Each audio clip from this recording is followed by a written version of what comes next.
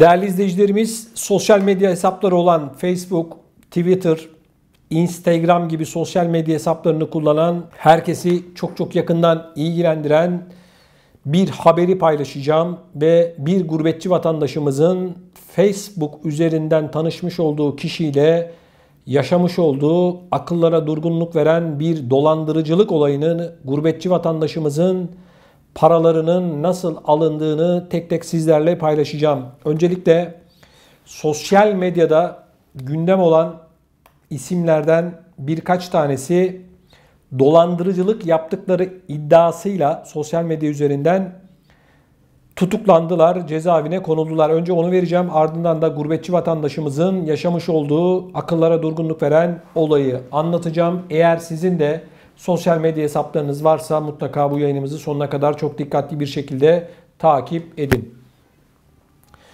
İzmir İl Emniyet Müdürlüğü Siber Suçlarla Mücadele Şubesi sosyal medyada para ödülü kazanıldığı belirtilip vergisi adı altında vatandaştan para alarak dolandırıcılık yaptığı öne sürülen suç şebekesine yönelik ihbar üzerine soruşturma yaptı.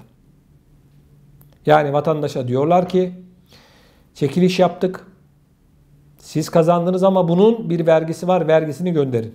Ekipler dolandırıcılık şebekesinin kullanıcıları sosyal medya üzerinden oynanan oyundan para ödülü kazandıklarını ancak belli miktarda vergiyi vererek ödülü alabilecekleri yanılıyla kandırdıklarını tespit etti. Polis, geçtiğimiz günlerde eş zamanlı düzenlenen operasyonlarla aralarında sosyal medya fenomeni Simge Barankoğlu ve Yeşim Aydın'ın da bulunduğu 18 kişiyi gözaltına aldı. Polisteki işlemlerinin ardından dün akşam adliyeye sevk edilen şüphelilerden Barankoğlu ve Aydın'ın da aralarında bulunduğu 16 kişi tutuklandı. Arkadaşlar, olay çok enteresan. Bunlar Instagram hesabından oyun oynayabilirsiniz, para kazanabilirsiniz diye birilerinin reklamlarını yapıyorlar, paraları alıyorlar. Bu paylaşan kişiler bu reklam neymiş, insanları kandırıyorlar mı, kandırmıyorlar mı ilgilenmiyorlar. Neyle ilgileniyorlar? Sadece parayla ilgileniyorlar. Bunlar reklamları yapıyorlar, paraları alıyorlar. Influencer diyorlar bunlara, biliyorsunuz. Reklamları sosyal medyalarında görüyorsunuzdur. Sonra da bu reklamını yaptıkları kişilerin iddialara göre dolandırıcı oldukları ortaya çıkıyor. Bakın, tutuklanan Simge Barankoğlu'nun ifadesinde şunlar yer alıyor. Sosyal medya fenomeniyim. Geçimimi reklam alarak sağlıyorum. Soruşturmaya konu bu eylemde diğer reklamlar gibiydi. Ben tarafları ve müştekileri, yani sıkıntı yaşayanları tanımıyorum, suçlamaları kabul etmiyorum dedi. Tutuklanan Yeşim Aydın'ın da geçimini sosyal medya üzerinden sağladığını söylediği ifade edildi. Bu kişiler benimle temasa geçip reklam vermek istediklerini söyledi. Benim de işim bu olduğu için kabul ettim. Böyle bir dolandırıcılık suçunun işlendiğini bilseydim asla kabul etmezdim. Bana verilen isim ve soyadlarının sahte olduğunu emniyette öğrendim. Kimseyi dolandırmak için çalışmadım. Müştekilerin hiçbiriyle iletişime geçmedim. Para istemedim. Sadece reklam ücreti aldım. Çok üzgünüm diyor. Şimdi bunlar elbette ki Türk adaleti en doğru kararı verecektir arkadaşlar. Bunda bir sorun yok. Şimdi bu kişileri tenzih ediyorum. Sosyal medya üzerinde insanları adeta avlayanlar var. Adeta avlayanlar var. Evet. Şunu da söyleyeyim. Türkiye'de en kolay şey rezillerin vezir olması. Bunlardan bahsetmiyorum, bu kişilerden tenzih ediyorum.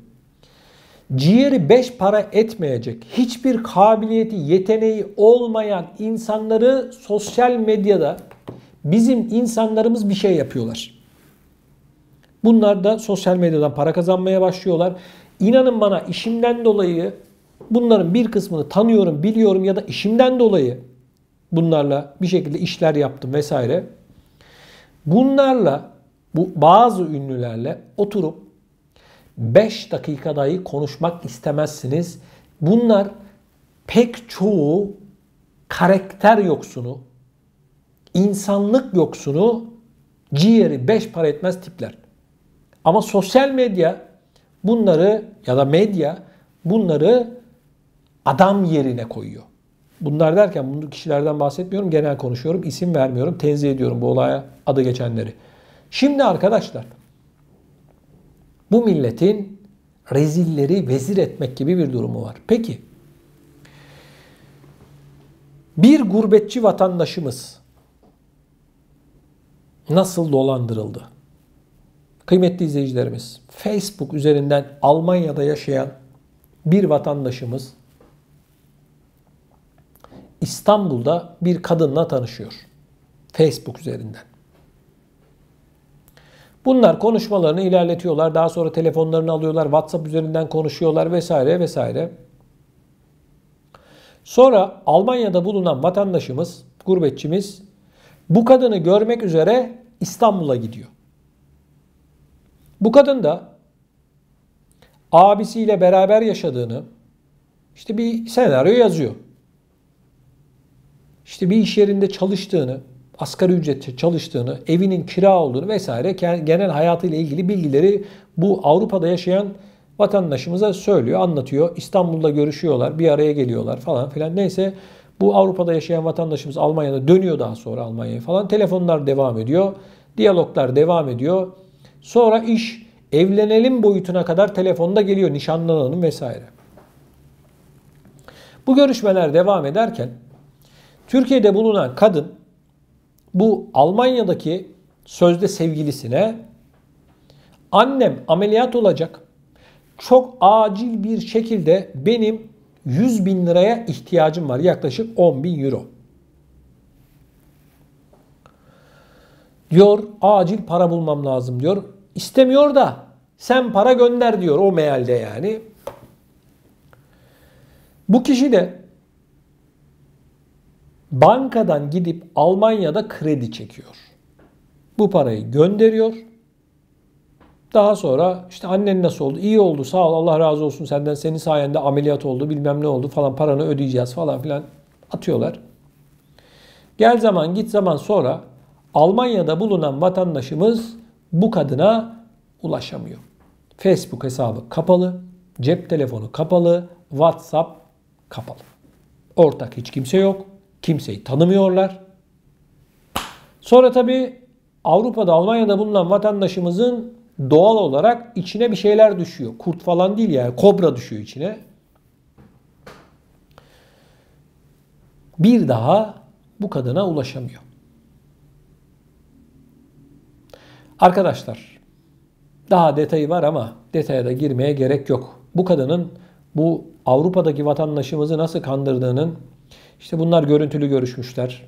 Fotoğraf alışverişleri vesairesi olmuş, anlayın siz. Olayı kadın ilerletmiş zaten bilerek, isteyerek bu noktaya taşımak için planlı bir şekilde. 10 bin euroyu da alıyor, ortadan kayboluyor. Şimdi arkadaşlar, sosyal medya maalesef kötüye kullanıldığında bazılarının kabusu olabiliyor. Aslında iyi kullanılırsa bir sorun yok. Her şeyde olduğu gibi iyiye kullanırsan iyi bir şey. Kötüye kullanırsan da kötü bir şey. Ama bazıları kendini o kadar çok kaptırıyor ki şu telefonda yaşıyor arkadaşlar. Sosyal medyada yaşıyor. Bir fotoğraf paylaşıyor. Neden daha az kişi beğendi diye krize girenler var. Daha çok beğenilmek, dikkat çekmek için yapmadıkları hokkabazlık yok bazılarının. Ve bazıları işi o kadar çok ilerletiyorlar ki işte görüyorsunuz bu vatandaşımızın yaşadığı gibi binlerce euro paraları gidiyor. Şimdi bir laf var ya, sen git derdini Marco Paşa'ya anlat. Kime anlatırsan anlat. Hadi dolandırıldım de, hadi şunu yaptım de. Sen o kadını bulana kadar ve işin enteresan tarafı kadın parayı kendi adına göndertmiyor, başka birinin adına göndertiyor parayı. Uyanıklar. Yani hırsız minareyi çalmadan önce kılıfını hazırlar. Bunlar hazırlamışlar. Sosyal medyada tanıştıklarınıza, görüştüklerinize, yazıştıklarınıza çok ama çok dikkat edin derim. Yanlış anlamayın. Benim akıl vermek haddime değil. Sizler benden daha iyi biliyorsunuz. Ama Bu ve benzeri olayları bu sıralar arkadaşlar daha çok görüyoruz. Bu pandemi döneminde patladı. İnsanlar evde sarmaya başladılar başkalarını. Ben böyle görüyorum, böyle yorumluyorum. Kıymetli izleyicilerimiz bakın.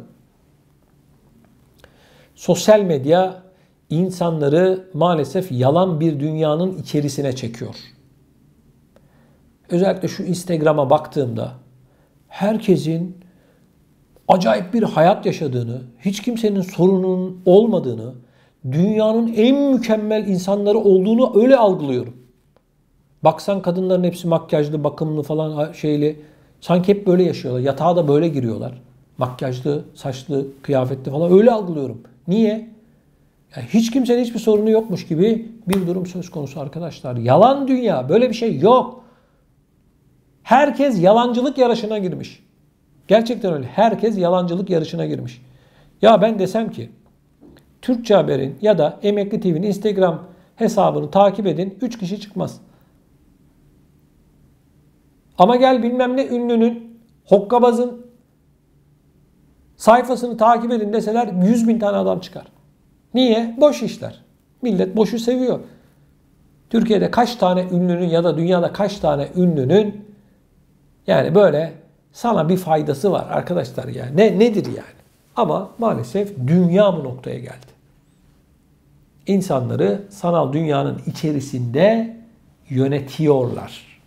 Maalesef arkadaşlar bu olaylar daha da çok artıyor. Aman siz olun. Kendinize dikkat edin. Benden size söylemesi. Ne paranızı kaptırın. Ne özel bilgilerinizi verin. Ne diyeyim? İnşallah Allah hiç kimseyi kötülerle karşı karşıya getirmez. Bu konuyla ilgili sizin de bir tecrübeniz varsa bize yazabilirsiniz. Ya da bu olayla ilgili ne düşünüyorsunuz? Bunu yazabilirsiniz. Bizimle bu videonun altında bulunan yorum bölümüne yazarak paylaşabilirsiniz. Bunun yanı sıra sizlerden ricam lütfen videolarımızı beğenmeniz, bir like atmanız ve kanalımıza abone olmanız. Gündeme getirilmesini istediğiniz konular varsa da bunu da lütfen videonun altında bulunan yorum bölümüne yazarak bizlere iletin. Bunları da gündeme hep beraber taşıyalım.